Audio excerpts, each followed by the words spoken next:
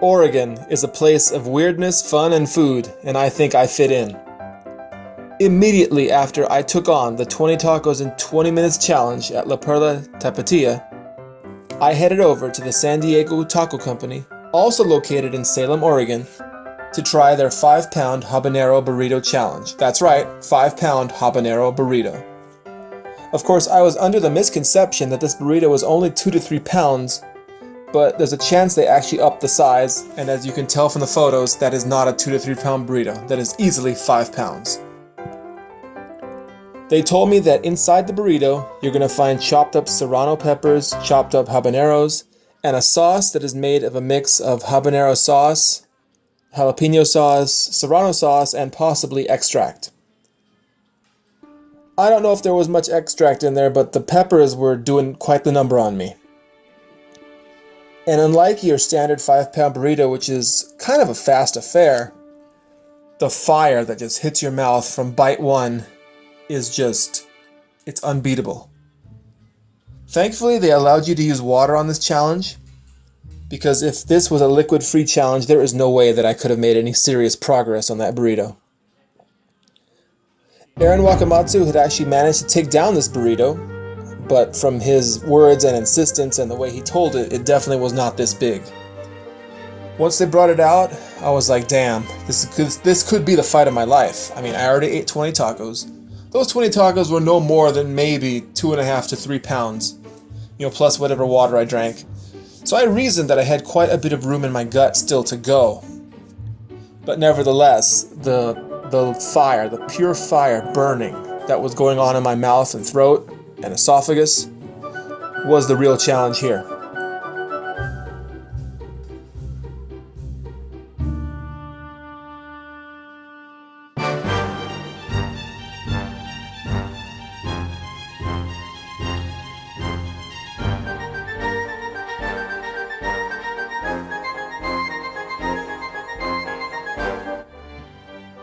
I mean, there's no way to know how fast I would have gone if I hadn't eaten before this, especially since this restaurant is now out of business and this challenge is pretty much defunct.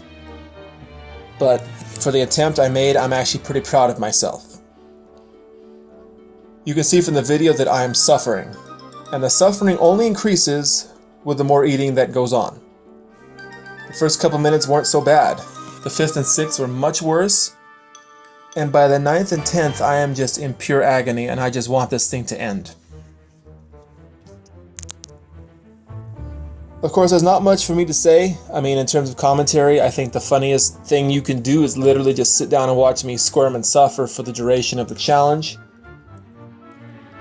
And as I have said once, and I've said again, I mean, I did this to myself. I brought this upon myself. Nobody forced me to take on a challenge, but once I kind of get in the mode, get in the game, there's really no backing down. I'm either going to win or I'm going to lose.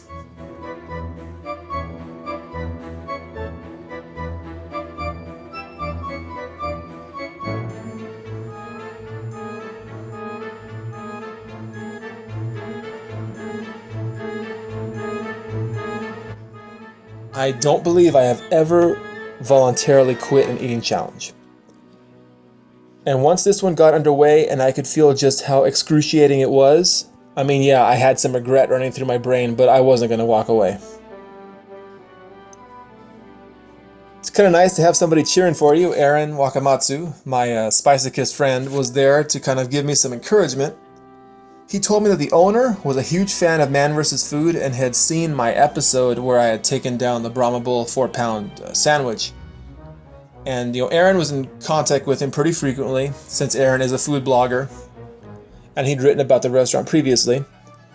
So the owner, I believe his name was Jason, was really keen on the idea of me trying to, include his restaurant during my second Oregon trip in the summer of 2012.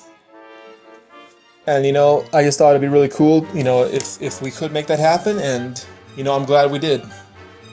Because this really was one of the most difficult restaurant challenges I had taken. I mean, in terms of, difficulty, I would probably put it close to the 20 death wings I did in Vegas with one more bite. The only difference is, while those wings were much hotter, the quantity was much less. How much meat is there on 20 wings? as opposed to eating a full 5-pound burrito, which is 5 pounds. You know, you need a significant amount of stomach room, and you need a lot of endurance, and you just need the ability to eat through pain.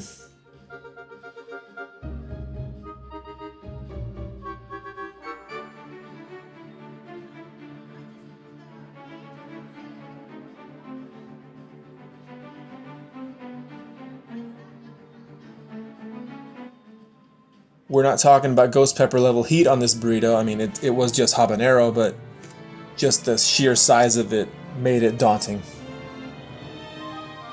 It's too bad that this place is gone, because it would have been nice to see some, other, big-time serious competitive eaters try this burrito.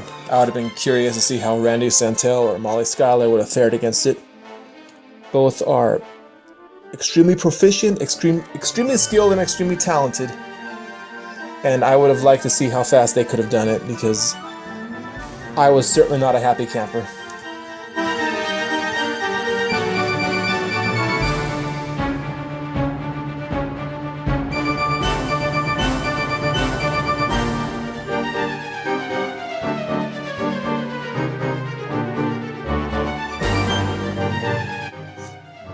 I don't think I really was happy until about 2 days later, because that night I had excruciating stomach cramps.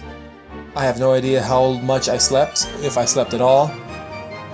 I was just happy once the stomach cramps and the diarrhea went away, and I was able to go to the gym the next morning.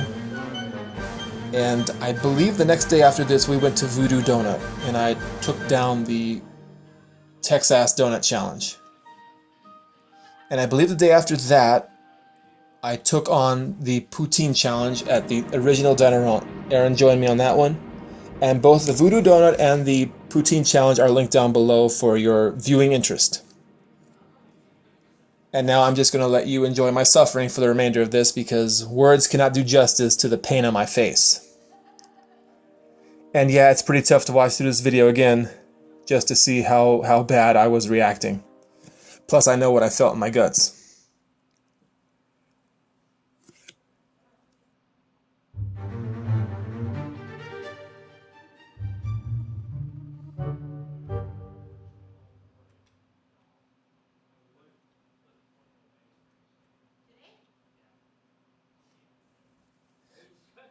And if you haven't seen it, be sure to check out the 20 tacos in 20 minutes challenge that I took down right before this burrito. It's linked down below.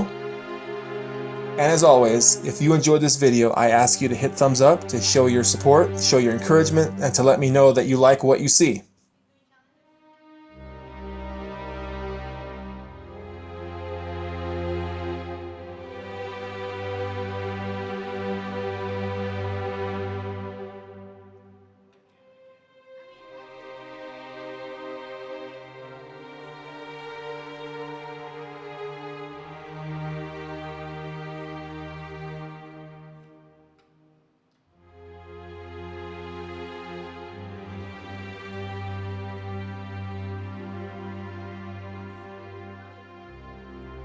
Subscribe to Freak Eating, because there's always more eating challenges coming on down the line.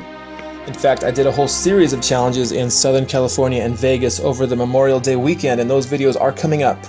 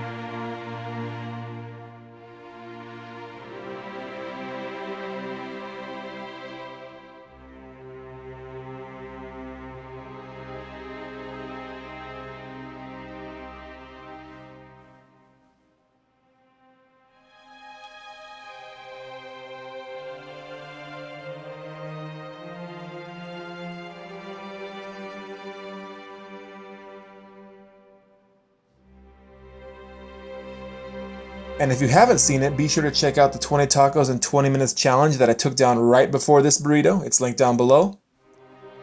And as always, if you enjoyed this video, I ask you to hit thumbs up to show your support, show your encouragement, and to let me know that you like what you see.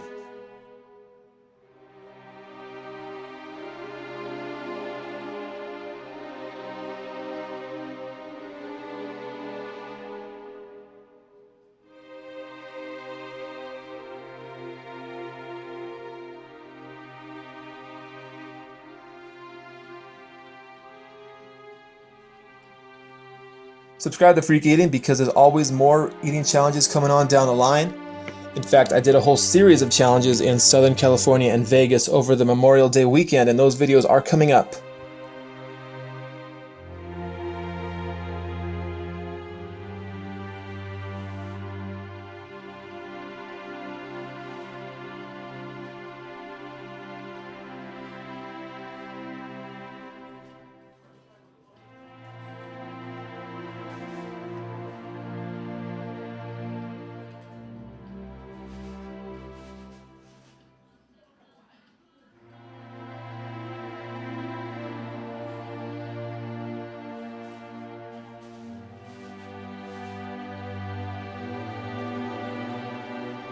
And somehow, against all odds, I managed to finish that damn hot burrito right under 14 minutes. I considered it something of a miracle because the way I was feeling heading into those last few bites, I thought I was going to lose it all on the table. The heat was building up so badly that I was literally fighting back a vomit. Oh man, I had some pretty choice words for Aaron because I really was not prepared for how damn hot that thing was. Definitely not a record-breaking performance, but one that I'll walk away with because, yeah, I don't even know if I would ever do that burrito again. It was ridiculously hot, and the reward was a t-shirt and my picture on the wall. Yeah, go figure.